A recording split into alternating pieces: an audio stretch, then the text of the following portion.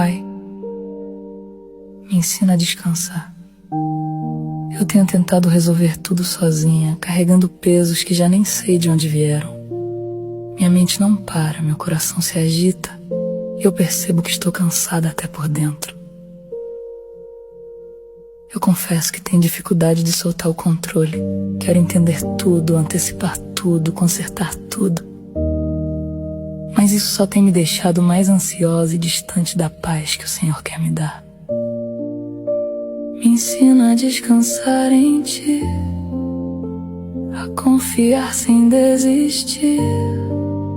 Se eu não puder entender, me ajuda apenas a crer.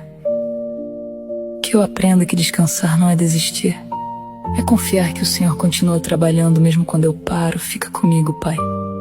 Me ensina a encontrar paz na Tua presença.